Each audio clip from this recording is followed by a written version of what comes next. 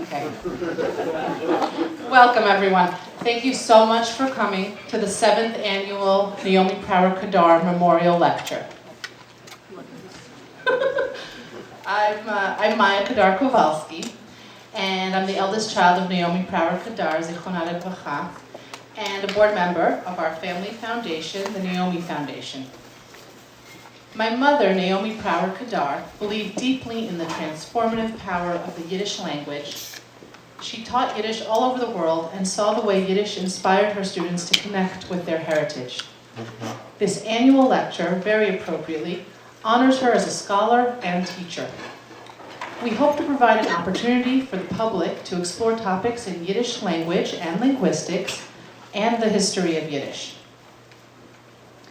The daughter of survivors, she grew up speaking Yiddish in her home in the Bronx. She and her siblings attended the Shalom Aleichem Volksschule 45. In Naomi's eyes, you did not need to grow up speaking Yiddish to learn and appreciate all the art, history, humor, and tradition the language has to offer. Naomi taught Yiddish to students all over the world for more than 25 years, and she took so much joy in helping her students uncover the linguistic beauty and cultural richness of Yiddish. She later became a scholar of Yiddish and received her doctorate from Columbia University, where she completed her dissertation on Yiddish children's literature magazines in the United States. Our family recently published her dissertation in book form. It's called Raising Secular Jews, Yiddish Schools and Their Periodicals for Children, 1917 to 1950. And I brought a copy. Shameless plug, right? Now, just wanted to show it so everybody who's familiar. We're very proud of that. My father, Dr. Avram Kadar, my brother Nadav, my sister Einat, and I started the Naomi Foundation to further Naomi's passion and energy in the fields of innovative education, scientific and medical research, and Yiddish in academic and scholarly settings. We are so proud to partner with Columbia University Center for Israel and Jewish Studies on this lecture. Additionally, we support Columbia's Naomi Fellowship for Yiddish Studies, which allows students to spend the summer traveling and studying Yiddish abroad in Poland and at Tel Aviv University. I want to especially thank Jeremy Dauber and Agi Lagutko for making this partnership between the Naomi Foundation and Columbia so fruitful, and for all that they do to teach, study, and promote Yiddish at Columbia and beyond. Thank you to all those who helped make this evening happen, especially Dana Kressel and Lindsay Bodner for coordinating every last detail. Thank you all for joining us this evening, especially with the impending weather. It is special for me and my family to see a group of people come together to celebrate the historical, vibrant, and transformative nature of Yiddish. Tonight, we are very fortunate to have Eddy Portnoy, a tremendous Yiddish scholar, great speaker, and family friend with us. Soon we will hear Eddy Portnoy speak about sensationalism in the Yiddish press. But first, please join me in welcoming the Atran Professor of Yiddish Language, Literature, and Culture, and the Director Emeritus of the Institute for Israel and Jewish Studies at Columbia University, Professor Jeremy Dauber.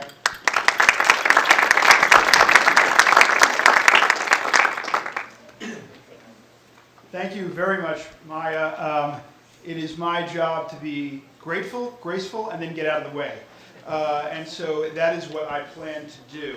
But I do want to take a moment before getting out of the way to spend a little time just saying how grateful we are for the partnership with the Naomi Foundation, with the Kadar family, because Naomi was, for many years, part of our family here in Columbia. It was, I hope I am not being too forward to say, an intellectual home for her. Certainly, she made an intellectual home for her students while they were here. And she transmitted her love, as Maya was saying, for Yiddish language, for Yiddish culture, for Yiddish land, to her students, and through them to her students' students. It is a great honor that we have not only to sponsor this lecture, but also, as Maya was saying, the fellowship in her name, which brings the students, new students, not only to Yiddish culture here on Morningside Heights, but also in Eastern Europe and in Israel. And it is in the confluence of those three places that Naomi lived, and it is in the confluence of those places that she lives in our hearts. So thank you very much again to the family for all of that they've done. Can we just join in giving them a round of applause? Thank you all. I also want to repeat the thanks very briefly to Lindsay and to Dana and to Agi Legutko for all of the remarkable work on this. I am here speaking, but I am proudest to say that I had nothing to do with all of the magnificent things here this evening. It was really Dana, and it was Agi, and it was Lindsay, and thank you to all three of you. Thank you so much. Now, on to my main job here. I think the first 2 now is the time to introduce Eddy and get out of his way. Eddy Portnoy is our master cartographer of Yiddish land. All of us who have looked, even briefly, at the newspapers, the press clippings, the stories that have constituted, as Eddy argues so beautifully in his book, Bad Rabbi, the remaining key to this place, have all spoken with one voice, and we've said, wow, that seems like a lot of microfilm to go through. And so most of us have ventured, I dare say, to less crumbly pastures. But Eddy stayed solid. He spent days and months and years in front of those microfilm readers, in part tracing down a love that we share, which is cartoons and comics, and through that discovered a wide variety of stories that are funny and sober and horrific and pathos-driven and remarkable and deep and humane and lyrical, all the stories of life themselves. And Eddy has brought them to life in his scholarship, and most recently in his remarkable book, which I happen to have here before me. I get no royalties from any of this, but it is a remarkable book. And when we were talking about the first person to speak as the incumbent of the Kadar lecture at Columbia here, all of us who were thinking about it could think of no better person to bring to life those ideals that Naomi honored, those ideals to say that Yiddish life is composed of people and of their stories and of people who tell those stories. And we could think of no better person who honors that tradition and was a better storyteller of that tradition than Eddy Portnoy.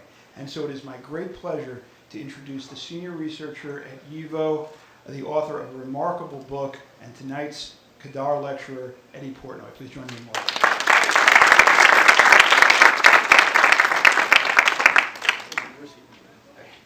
Thank you, Jeremy. I sat there listening to that and thinking, who is he talking about? So let me just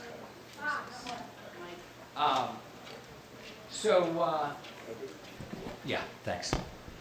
They had to lift it. I have to move it down. So thank you all for coming.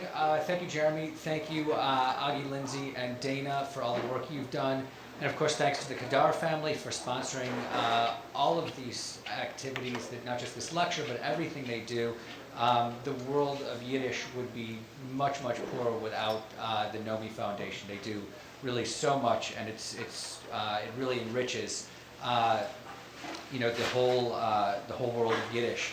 And before I begin, I just want to say, what an honor this is for me, and I'm really quite touched, because when I started grad school at Columbia, I started with Naomi Kadar, and she was.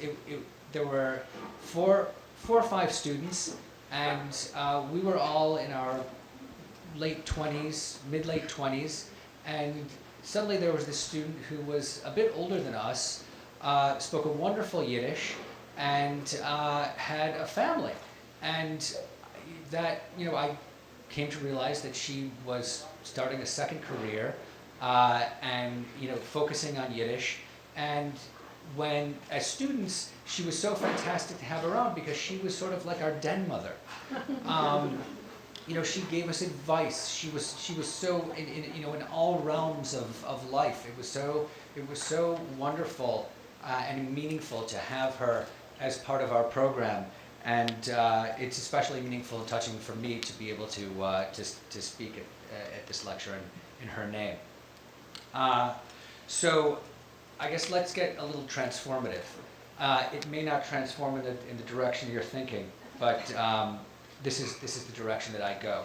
So I'd like to begin with a brief vignette that occurred on Yom Kippur on the Lower East Side, and which was reported upon in the Vorwärts, the Yiddish Vorwärts, which is the largest and most successful Yiddish paper in New York.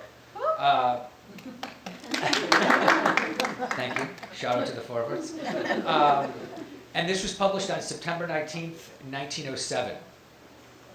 Yom Kippur services in a Clinton Street hall were disrupted due to a fight over a chair. When Joseph Rand showed up in Shul with his family, he discovered that one Herman Garber was sitting in one of the seats he had reserved. Rand informed Garber that he was in one of his seats, but Garber produced a ticket indicating that Rand was wrong and that it was in fact his seat. Rand responded by punching Garber in the face. Not to be outdone, Garber tore out part of Rand's beard. The lion-like voice of the cantor was drowned out by the screams and howls of the fighting congregants. In the end, both Rand and Garber were forced to finish the Musaf service in Essex Market Court, where they were both held under arrest. So, I can put it to you, is this an example of media sensationalism? It really depends who you ask. Let me show you what this looks like in situ. This is the page on which it appeared, and you're not going to be able to read it, it's too small to read, but what I've done is I've created another page. This is where this article appeared, this little blurb appeared. And it appeared as part of an article that was about Yom Kippur pogroms occurring in Brownsville, Brooklyn, and Providence, Rhode Island. Now, what's a Yom Kippur pogrom? That's, you don't, this is not something you hear very often. What was occurring was religious Jews were attacking secular Jews who had gone to work on Yom Kippur. And there were secular groups, politically oriented groups, who were actively eating in restaurants and on the streets. And this is something that offended religious Jews, and fights would break out, and riots would break out. This is what they called Yom Kippur pogroms. So they tacked this story on, which is actually not related to that. It's just a sort of intra-shul fight. They tacked this onto this sort of Yom Kippur violence that's occurring, and which occurred every year on the Lower East Side from the late 19th century through the 1920s. Now, just to give you an idea of what's going on this page and how this looks, I gave you the names of the headlines of a couple of the articles, and you can see what type of material the Vorwärts is printing. So what's interesting here is, as far as news goes, or let's say traditionally important news goes, the top article on the left-hand side is 30 Furrier bosses settled with the union. That's probably the most important news of this page. The Yom Kippur pogroms are also, that's important news as well. But the rest of it, varies. I especially like there's an article about a rooster with a wooden leg. Who knew? But that's the type of material that you have in the Vorwärts of this era.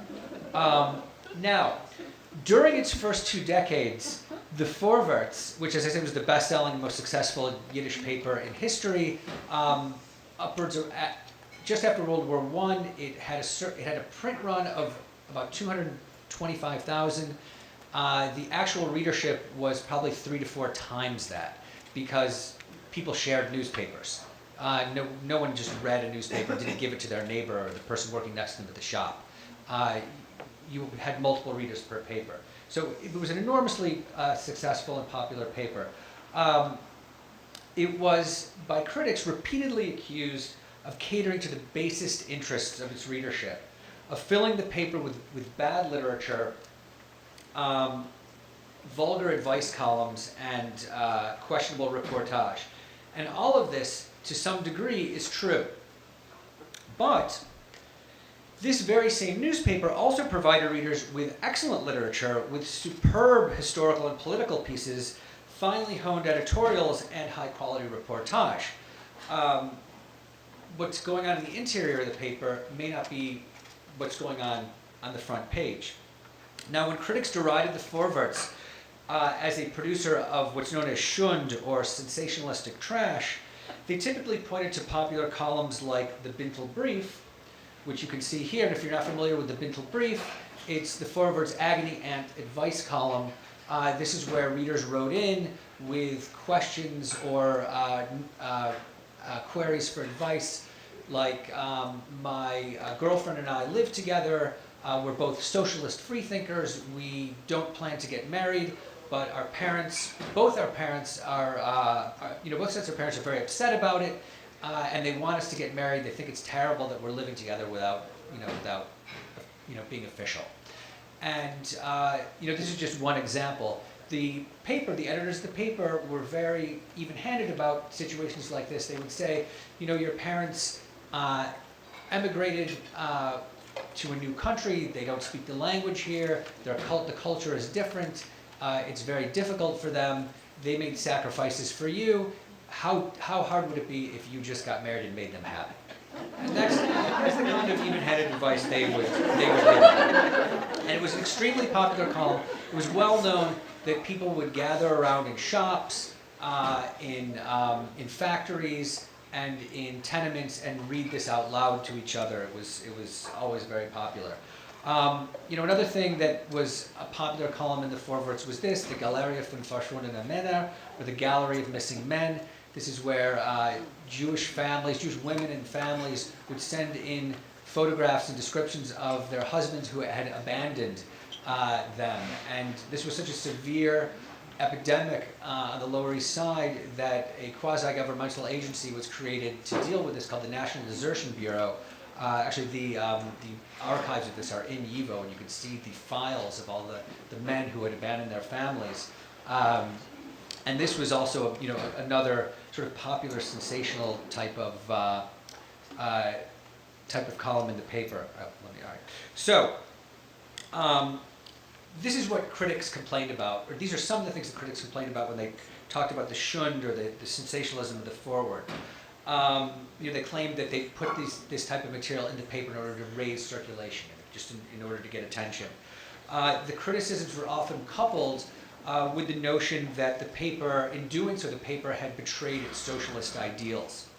And one of the most important aspects that critics abhorred was the appearance of articles that were considered gratuitous, violent local crime stories. Material that really could be found in almost any newspaper in any language.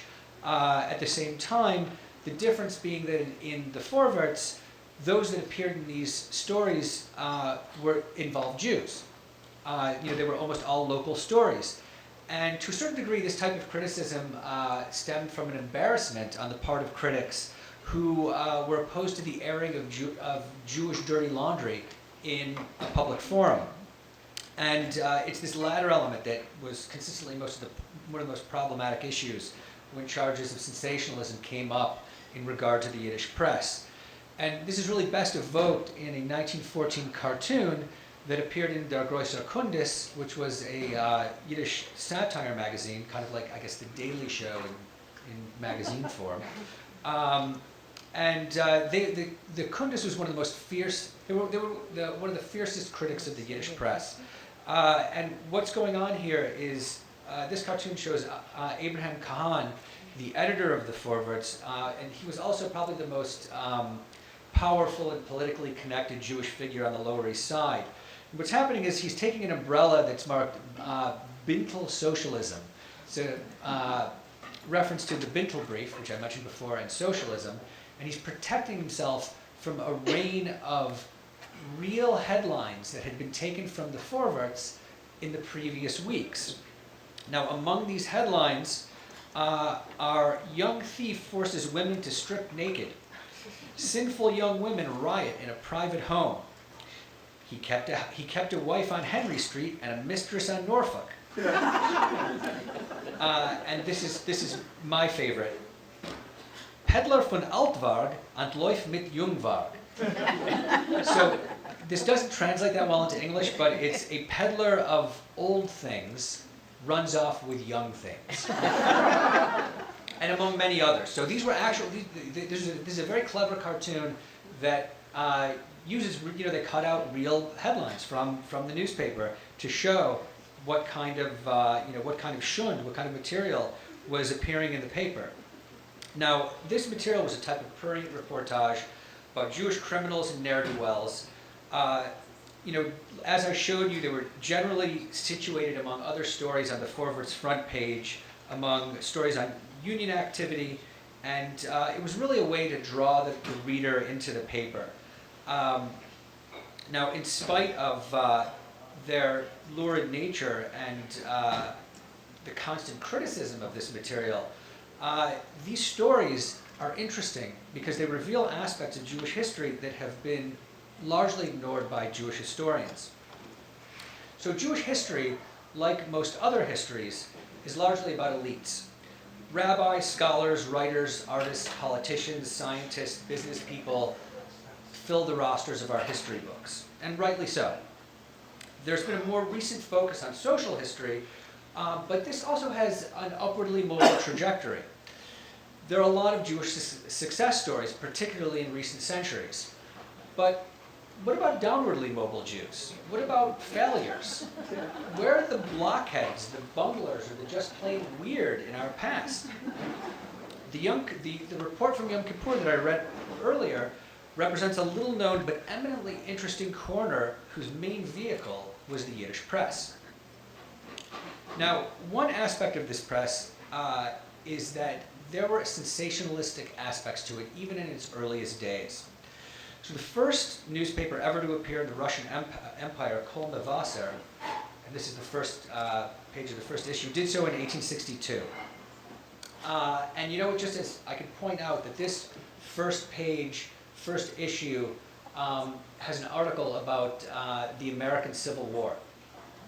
And what's interesting about it is that it presents it in a very naive way. It says we don't know much about this new country, America, but it's supposed to be a very nice place. They're now at war. We're not entirely sure why, but they don't have a king. The mayors of all the cities elect something called a president every 4 years. They don't seem to care if you're a Christian or a Jew, and the country is run by businessmen. Now, apparently the country is still run by businessmen. I don't know if they're doing such a great job. But what's interesting about this is for a lot of Eastern European Jews, this is the first instance that they're reading something about America in their own language. And this is 20 years before the mass emigration from Eastern Europe. So this is sort of the first introduction to this place. So it's really kind of an interesting phenomenon. But this newspaper is best known in historiography as a vehicle for Yiddish literature. It is the cradle of modern Yiddish literature. And it published writers like Mendele Moicher Sforim and Yitzchak Yoel Linetsky. And what's interesting about their stories is that readers of the paper were presented with serialized novels that mocked and excoriated their lifestyles and their traditions. And for example, I'll just read here Yitzchak Yoel Linetsky's description of a trip to the mikveh. And this was translated by Jochen Nugershell. All at once my father seizes my hand and takes me down to some 30 or 40 narrow, crooked, broken, slippery steps, down into a dank, dark, deep pit, chock full of naked, slimy people shoving back and forth. Adults. Do you get it? Adults, not boys my own age. Every time one of those adults touches me, I feel a sickening disgust, too horrible for words. And in the midst of those ghastly ordeals, my father grabs both my hands like a demon, a klutz, and hurls me into the water with all his might. I had no idea what was happening to me. I kept wriggling like a poisoned mouse, kicking and flailing as if looking for my soul in the darkness. Can you, dear readers, picture my terror? How did readers respond to this lurid description of what was a weekly tradition for many of them? For many readers, this was doubtlessly sensationalistic fare, and although it had the potential to be offensive, many kept coming back for more. And in a way, this is why sensation works. As a book, Das Polische Jingle would become a bestseller. Sensation and shock were part of modern Yiddish literature from the get-go. Now, the lesser-known material in Kol Mavasser, articles on history and science, must have been equally as startling to readers of Yiddish at this time. Kol Mavasser brought all kinds of new material and information to the Jews scattered throughout the Shtetl and the Pale of Settlement. So take, for example, the third issue in which an article appears. This comes out in November 1862. An article appears about the giant sequoia trees in California. It was probably translated from a German popular magazine.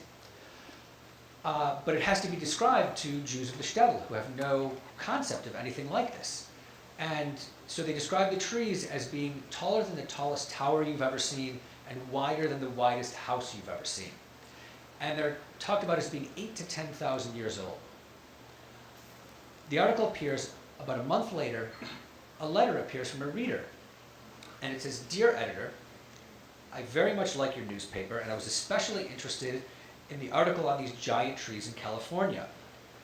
I think, however, you must have made a mistake, because how can a tree be 8,000 to 10,000 years old when the world itself is only 5,624 years old?" So in a nutshell, this episode explains the breadth of knowledge of Jews in the Shtetl and also the way in which newspapers completely exploded their worldviews. And so as the Yiddish press developed during the late 19th century, it would continue to provide Jews with a plethora of information that would serve to change both them and their culture. In short, as scholars like Sarah Stein have shown, newspapers made Jews modern. Now, because they emerged from a world in which the written word enjoyed a venerated status, writing and writers played an enormously important role in the modernization and secularization of Jews. Concerning the role of the writer in modern Jewish society during the early 20th century, Yiddish critic Dr. Alexander Mugdoini, whose real name was Alexander Kappel, wrote, and I'm quoting, "The writer had become a kind of rabbi, a new rabbi, not one that takes queries for payment, not one who gives blessings and advice, but one who teaches. He said something new, something beautiful, something electrifying," end of quote. Well, the quote is, in especially Mugdoini's case, something very self-serving. Writers and journalists were, in fact, part of a new intellectual class that was, for an increasingly secular Jewry, supplanting rabbis as a communal authority. Now, as a reflection of Jewish life from the 1880s through the 1930s, there's no better resource than Yiddish language newspapers.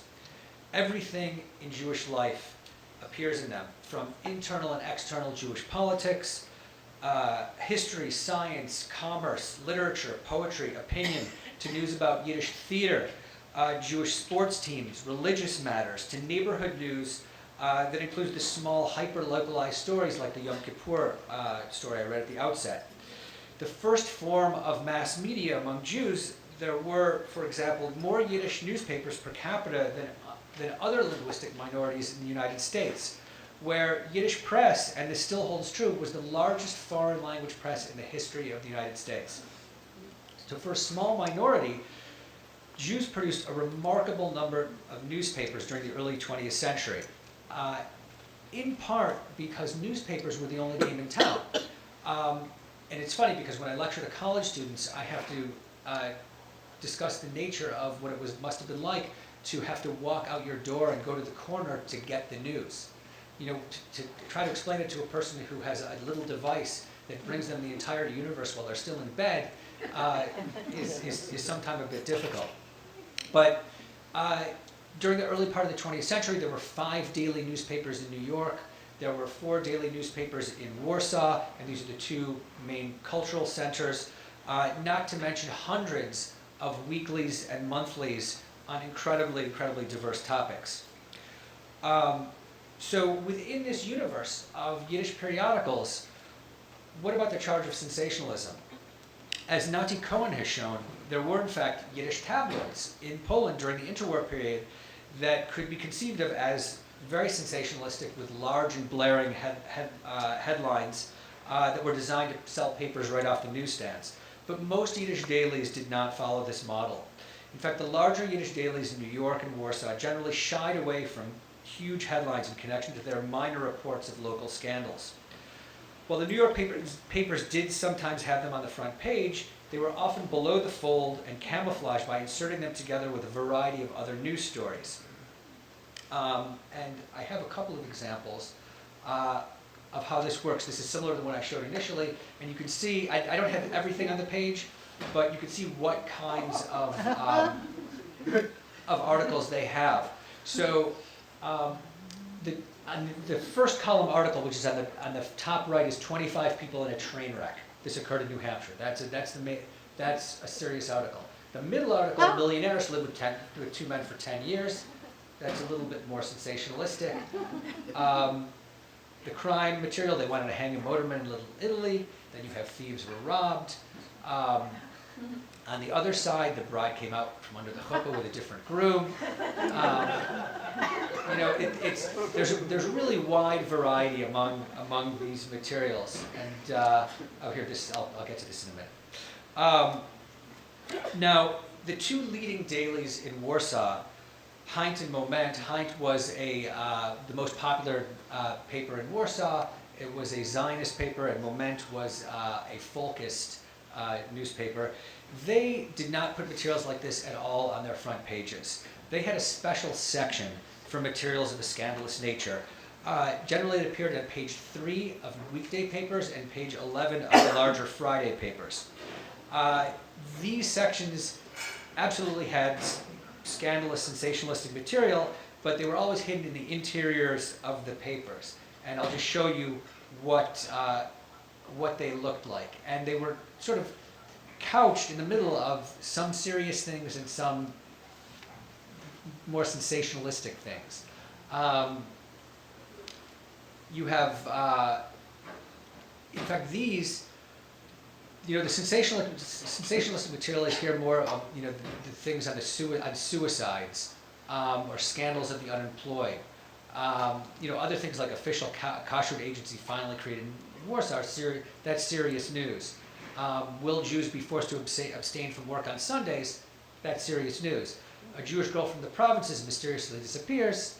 That's more of a scandalous nature. And this page is from Moment. This is what the Moment crime blotter looked like. And this is Heint's version of the same thing. And these were sort of popular versions of sections in these newspapers.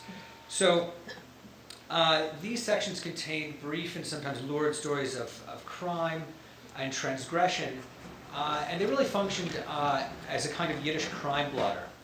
So this occurred because as Jews poured into urban areas and as the Yiddish press developed and professionalized, journalists and editors imitated what they saw around them in their industry. So this meant that reporting on Jews involved in all manner of transgressive activity, a task that Yiddish journalists, or reporting on that type of activity, a task that journalists were well suited to perform. But the Yiddish crime blotter, known popular as Der Chronik, or the Chronicle, didn't only report on crime.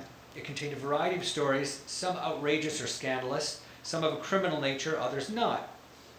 Both Heint and Moment sections included explosive little blurbs that peered into broken lives, eavesdropping and reporting on events that perhaps may not have been so appropriate for public consumption, but which the reading public eagerly devoured. Now, writing under the pseudonym Reb Yoine, one Yiddish journalist noted in a 1928 article in the Warsaw Daily Unser Express, which discussed the popular interest in this type of newspaper material, wrote as follows, and I'm quoting, "As usual, when I got the paper yesterday, I jumped straight to the Chronik, straight to the Chronicle. I like to know what's happening in the city." This quote indicates that for many readers, these sections, in spite of the fact that they were located in the back pages of the paper, were one of the most popular destinations for readers. Now, what's interesting about this section is it made its appearance very early on. It showed up in the 1880s sporadically in Das Jiddisches Volksblatt, which was actually a literary-oriented weekly. But in this newspaper, there was nothing sensationalistic about it. There were no crime reports or unusual events. It had news of Jewish communal affairs. Similarly, Der Freund, which was the Russian Empire's first Yiddish daily, began appearing in 1903, had an occasional chronicle section that also dealt with the affairs of the communal elite. So this newspaper moved from St. Petersburg to Warsaw in 1908 and eventually failed there. But in 1905, when a Yiddish daily first appeared in Warsaw, a different type of chronik or chronicle began to appear, one that reflected local interest and which grew into the little section that you see here. It wound up, chronicles like this appeared in all Yiddish dailies, and it lasted up through World War II. And it operated on the understanding that scandal and sensation sells papers, even if it doesn't appear on the front page. The reporters of the Yiddish press mined all kinds of sources for this fair: street peddlers, bums and bag ladies, doctors and nurses at the Jewish hospitals, the police, rabbis, neighborhood finks, and anyone who might be able to give them the lowdown on whatever crime or disaster had just appeared in the vicinity. Local Jewish do-gooders and blabbermouths were a dime a dozen, standing at the ready, not only to tell all, but possibly to make some of it up as well. It was the job of Yiddish journalists to suss out which of their sources told them the most accurate or possibly the most interesting version, all with the knowledge that a variation on the same story might appear in a competing paper that could check and balance their own. The ability of Yiddish journalists to coax these strange stories out of their lowly sources was legion, and depended in part on the Jewish chattering classes who may or may not have been forthcoming. One thing I just want to add here is most Yiddish writers also worked as journalists. And writers such as Isaac Bashevis Singer and his older brother, Israel Joshua Singer, all wrote stories like this for the Yiddish press. So some of them are very finely honed, some of them are not. But you should be aware that Yiddish journalists, there were many Yiddish writers who also contributed to this type of material. Now, as I said, a lot of this was dependent on how talkative the local Jews were. And although this is a concept that seems remarkably common, loquacity among Jews is a phenomenon that really hasn't been adequately addressed. Scholars, on the one hand, have long argued that Jewish culture is a text-bound culture. There's a hard truth to that. On the other hand, Jewish culture is very much a talking culture. There has never been anything such as a vow of silence among Jews, religious or otherwise. There exists a stereotype of a talkative, persuasive, argumentative Jew, a matter with at least a grain of salt in it as well. It was thus among the garrulous lower classes of Jews in Warsaw the reporters found some of their best sources. The rendering of their speech into prose is one of the great joys of reading the Yiddish press, which, it is worth pointing out, was the only place that Yiddish speakers served as resources for journalists. Composed in short bursts for the pleasure of the Yiddish reading public, the crime blotter frequently provided a glimpse into the realm of Jewish anger, stupidity, and desperation. Many of the stories that appeared have no resolution, meaning what you see is what you get. That's all that was That's all that was reported. Reporters and editors either forgot or didn't follow up, After all, they were on to the next thing. In other words, the wild stories that filled up the crime blotter. What does fill it up is a plethora of different topics, many of them rarely considered by historians and practically untouched by modern scholarship. The stories touch on a huge number of issues involving urban Jewish populations, among them superstition, petty theft, smuggling, homosexuality, love affairs, poverty, prostitution, and gambling, just to name a few. While these are troubling details of the daily lives of once vibrant communities, they nonetheless reveal aspects of Jewish civilization that are worthy of further inquiry. One of the major threads that weaves its way through the Chronicle is violence, a form of conflict resolution that was endemic in poor Jewish neighborhoods. Violence exists in all cultures, and so it does with the Jews as well. In spite of a history of oppression and stereotypes of weakness, there were always elements within the Jewish community, often the poorest and least educated, who let their fists do the talking when patience ran out and when words let them down. Slaps, punches, and kicks functioned within daily discourse as an emphatic way in which to get one's point across. Violence occurred not only in connection to crime, but in the sphere of interpersonal relations. The Yiddish papers of the 1920s and 30s are full of reports of furious Jew-on-Jew violence, attacks that took place between all kinds of Jews. And I just want to read a few examples from my book, just to give you an idea of what kinds of things appeared in the Chronicle and how these activities took place among the Jews. So this one is from Heinz, it's from April 1926. The headline is Bloody Battle on 17 Krochmalna Street on account of a bride. An aspiring film actress, Muriel Wolfson, was engaged to the 31-year-old driver, Yisroel Mucha. Her two brothers, Moshe and Eliezer, were against the match with Mucha and wanted her to marry their friend, Chaim Bloch-Zilber. But their sister was categorically opposed to dumping her fiancé. She told the story to Mucha that her brothers were trying to convince her to marry someone else. Because of this, Mucha stopped going to Wolfson's home and always waited for his fiancée by the building's front gate. While Wolfson went out to see Mucha by the iron gate, her two brothers, together with Bloch-Zilber, ran ahead and attacked Mucha, beating him badly. Mucha, however, fought back, and in the yard of 17 Krochmalna, he stuffed one of them in a barrel of herring, another in a garbage can, and the third he left lying in a cellar. Mucha himself ended up with 7 wounds to his head. Now, the crime blotter appears in every language, in every culture. It's unusual to have someone wind up in a barrel of herring. not your typical denouement. The next one is also from 1926. It's from Heinz, from November 18th. The title is Bloody Battle at a Wedding Among Guests. A wedding took place in the home of Moshe Teubenblatt on 12 Smocha Street on Tuesday evening. Sometime between 12 and 1 a.m., the residents of his building and neighboring buildings were suddenly frightened by the high-pitched screams of a few dozen people in the courtyard. It appeared that a terrible fight had broken out between some of the wedding guests. Wigs, chunks of hair, caps, and hats were flying through the air. The police took those involved in the fight into the 3rd precinct. They included the following wedding guests: Yankiv Chevik, Chaim Mandel, Chaim Krieger, Ephraim Fishman, Yecheskel Goldman, Yisroel Handelsman, Shmuel and Chaim Leufer, Hersh Kirschenblatt, Malka and Regina Goldberg, and the Badchen, Avram Harnblicht. As we have been informed, the entire fight was because of the Badchen. The Badchen was the wedding jester. That's the result of this. Now, the next one I'm going to read is from Moment. It's from April 1927, and the headline is Pre-Passover Laundry Theft. It's just before Passover, and so this is something you should take into consideration when you go home.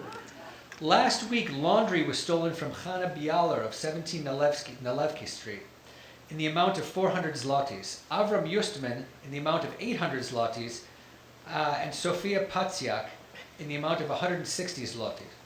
These kinds of laundry robberies are becoming more and more common since the gangs are aware that a lot of laundry is washed just before Passover and have mobilized especially for the holiday. Now, this is an interesting, entirely Jewish phenomenon. This is like a Jewish crime related to Passover, and really a kind of an incredible phenomenon. people knew that new clothes were bought and laundry was washed just before the holiday, and it was a perfect opportunity to get new stuff. And so thieves went out and stole it. Okay, this one is from October 26th, 1927. The headline is, "What's with the leg found at the Burial Society?" In our afternoon Sunday paper radio, we reported the sensational story of a human leg having been thrown into the yard of the Burial Society on Jibowska Street. The leg had been amputated from the laborer Yankel Zilberberg, who had been in the hospital for indigence. His family had been given to the leg in order to bury it in the cemetery. But because of economic hardship, they simply threw the leg over the gate. Since Monday morning, the leg has been laying in the 8th precinct, but at last it was returned to the family for burial. But when the leg got to the cemetery, the story took on a new twist. At the last minute, the district attorney of the court refused to allow the leg to be buried and ordered that it be sent to the morgue. On account of the DA's order, the Burial Society sent a car to take the leg from the cemetery to the morgue. Charges are now being filed against the Zilberberg family for throwing the leg into the yard. This is a funny story, but it's also a tragic story. Here's someone who had a leg amputated and was too poor to bury it. And so they wanted to work according to Jewish tradition, so they just sent it by airmail to the Sensationalism, the Burial Society. Right, the last one I'll read is from 1938, January, from Moment. The headline is, "Blind Yankel opens a university for thieves." The successful but elderly pickpocket Yankiv Pomerantz of 11 Krochmalna Street, also known as Blind Yankel, is very popular in the world of thieves, mainly as he is regarded as an excellent professional, but has also retired and living off the advice he gives to the youngsters while they attempt to go to work. The advice business has done quite well, but since in today's business world one cannot simply charge money for simple words, Blind Yankel came up with another idea. He thus opened a school for young thieves where he teaches his students both the theory and practice of the profession. Professor Yankel even prepared a lesson with mannequins, which the beginners worked on with straight razors. Afterwards, he would bring his young students out into the streets. The practical street lessons would take place in the markets and in the Muranover Halias, where there's always a lot of noise and action. Instead of taking tuition, Blind Yankel was paid with his students' first earnings, which they made in the Halias. The school business would have gone very well if not for the police. It didn't take long for them to discover his institution of higher learning. Professor Yankel and his two assistants, Shloime Mandelboim and Yoel Pasternak, landed in Paviak prison. Also held were a number of young talents, also students of Blind Yankel. So, why are these little news blurbs important? What do they add to the historical record, and what do they tell us about their subjects and the venues in which they appeared? In short, the Yiddish newspaper was a place where Jews could be Jews. There was nothing exotic about them here. They could be brilliant or stupid, religious or secular, fanatical or moderate. They could be average and uninteresting. The Yiddish press opens a window on everything one could imagine Jews doing and not doing. Jewish opium addicts, they're there. Jewish tattoo artists, they're there. Jewish drag queens, they're also there. The best and worst in everything about Jewish life appears in its pages, from the highest levels of literature, philosophy, politics, and science to the lowest levels of beggary, poverty, prostitution, crime, and absolute inept stupidity. And also everything in between, all of it smuggled into the Yiddish press in tiny convulsive blurbs, and all really to the absolute delight of its readers. When it came to the novelties of reporting on Jewish life in big cities, even the Yiddish journalists understood that they were onto something new and interesting. A 1932 article in the Warsaw Yiddish daily Unser Express took notice of the plethora of headlines in its own pages that were exposing the previously unknown goings-on in the city's nightlife. These are some of the headlines. A secret gambling den has been uncovered with a roulette wheel and baccarat. Arrests made after lesbian nightclub discovered. A secret narcotics den was uncovered. Opium and cocaine found. The list of Jewish subterranean enterprise goes on. And while none of it is what the stuff of what most people think of as Jewish history, it's all there in black and white and Yiddish. Whether or not it's conceived of as sensationalism, reportage on the Jews living in the early 20th century urban settings has a historical value that has barely been explored, and we can consider ourselves lucky that Yiddish journalists had the foresight to record it. Now, when scholars engage in research on Yiddish-speaking Jews, or when families get together and talk about their immigrant forebears, about their bubbies and their zaydis, the stories I just told you are not the stories they tell. But these stories are nonetheless part of the Jewish stories, and unsavory as some of them may be, they warrant a place in the historical record. Exposing this material is a small attempt to retrieve some of the flotsam and jetsam of Yiddish land, the stories of the Jewish two-bit nobodies who have been otherwise forgotten. Thank you.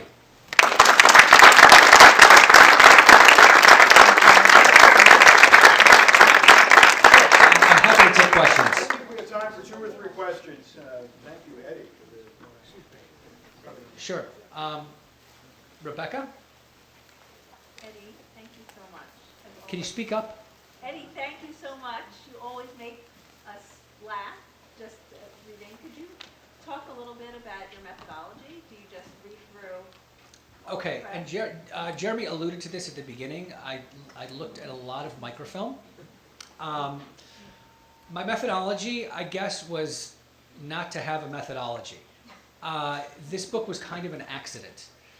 As Jeremy said, my dissertation was on cartoons of the Yiddish press, and that required me to look extensively through Yiddish newspapers. And I found a lot of material through cartoons, and I also found material by accident. So just as one example, in the Warsaw Yiddish press, cartoons only appear in the Friday edition. So when I was looking at microfilm, I would turn the dial and jump from Friday to Friday, skipping all the newspapers that appeared during the week because I didn't need to look at them because they didn't have cartoons. So one day I turned the dial and it landed on a Thursday. But the headline in front of me was "Two Wives, Blazing Punches, and the Police." And I thought to myself, sounds interesting, I'll read it. And it turned out to be a story about a Hasidic Jew in Warsaw who fell in love with his wife's best friend, married her, set her up in an apartment outside of town, and shuttled between the two women, telling the first wife he was away on business when he was visiting the second wife. The neighbors of the first wife figured out what was going on. They told his older brother, who was an in-law to an important Hasidic Rebbe. The older brother was absolutely furious. He arranged for a hearing at the Warsaw Rabbinical Court, and he physically dragged his younger brother there. When they arrived, there was a panel of 3 rabbis waiting. Both wives were there, and 30 members of the first wife's family. The rabbis ruled that he had to divorce both women, which they did on the spot. They wrote out writs of divorce. He signed them. He handed them to both women, who handed them back to the rabbis, making it official. As soon as it was official, his older brother ran over to him and punched him in the face. The 30 members of the first wife's family jumped on the second wife and began beating her mercilessly. The rabbis ran out, and the shamus called the police, who arrested everyone and took them to jail. I sat there in front of the microfilm reader, completely flabbergasted. I thought to myself, I've been in graduate school for years, and I've never heard about Jews like these. What is this? And it really intrigued me. It piqued my interest. So from that point on, instead of skipping from Friday to Friday, I scrolled slowly through the microfilm, scanning for headlines of similar stories. And I discovered thousands of them, and I have boxes. My wife can attest that we have a storage closet that has boxes of photocopies containing all of this material, and I use a lot of this in my book. And so that's one of the ways that I found found this material, by sheer accident. So that concept of having some of these stories in a certain section of the paper, right? Chronicle, I think you called it. Right. It sort of reminds you of like that's like the ancestor of page 6 in the New York Post, where.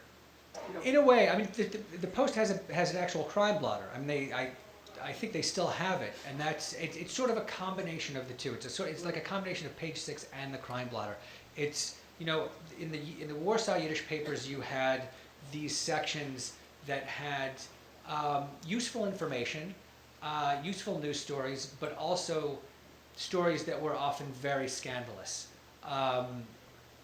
Crime stories or family scandals, lots of things like that. I want to ask you one question about sources for the newspaper. I'm also getting I'm getting a sign from the back that we have, after this, we have time for one more question, and then we have to. On the first newspaper page you showed us, there was a little story that said, Telegram says pogrom was not as bad as. Right. Yeah. So was that a telegram that was brought by a person who received a telegram from their relative? That was a telegram that made its way to the Forwarts from Odessa. And it was someone they knew, or someone they were connected with, saying that a pogrom had been reported. It was essentially a correction. Probably in a previous day's paper or previous week's paper, there was a report of a pogrom in, obviously 100 years ago, news moved much more slowly, but there was a report of a pogrom, and it may have been erroneous in some way. And so this was a correction that they had received that they were printing in the paper. Time for one last question. Okay. Could you tell us about the differences you noticed, if any, between either the appetite for or the style of these kinds of articles in Europe, in the Old World, versus what you were seeing in the Lower East Side? I think the appetites for this material in both places were very strong. The differences were how editors treated it and how they placed it. What's interesting is this phenomenon that the story I just told you about the rabbinical courts. Divorce cases in the rabbinical court are a whole phenomenon in the Warsaw Yiddish press. Editors sent journalists there because they knew some juicy story was exploding before the rabbis. And so, just as an example, a young Isaac Bashevis Singer was sent there in the early, in the mid 1920s in order to report. And what's interesting is there are reports that appear, more extensive reports that appear from the Warsaw Rabbinical Courts in the Forwarts in New York, because the Singer brothers were also correspondents for the Forwarts in New York. So some of the same material appears in both papers. The difference in the New York papers is that they had much more room to print stories. There were more pages in a Yiddish newspaper in New York. They were better off economically. The Yiddish papers in Warsaw were generally 4-pagers. In New York, they were much larger, often with multiple sections. So you had more space, and so it gave writers, more space to write, and the articles are more extensive and actually better. And so, from the likes of Isaac Bashevis Singer and Israel Joshua Singer, you have phenomenal stories from the Warsaw Rabbinical Court. And additionally, Bashevis Singer's autobiography, In My Father's Court, is sort of constructed along on the conceit of his father's rabbinical court, which was not an official rabbinical court in Warsaw. He was a rabbi in a very poor neighborhood in Warsaw. He didn't work at the official rabbinical court. In fact, in order to work in the official rabbinical court in Warsaw, you had to be elected by your city district. It was a much more prestigious position. But what's interesting about In My Father's Court is there are references to goings-on in the Warsaw Rabbinical Court, and there's in particular a cameo. He mentions a Reb Dan. Reb Dan, which is like Mr. Dan, was the shamus, or the assistant, the rabbi's assistant in the Warsaw Rabbinical Court. and he was a revered figure among Warsaw Jewry. So there's a lot of interplay between the New York and the Warsaw papers, but the main difference really is in the Warsaw papers, these stories appear as more like blurbs, and in the New York papers, there's more space, so the stories are more extensive and more thought out. And please join me in thanking Eddy Portnoy for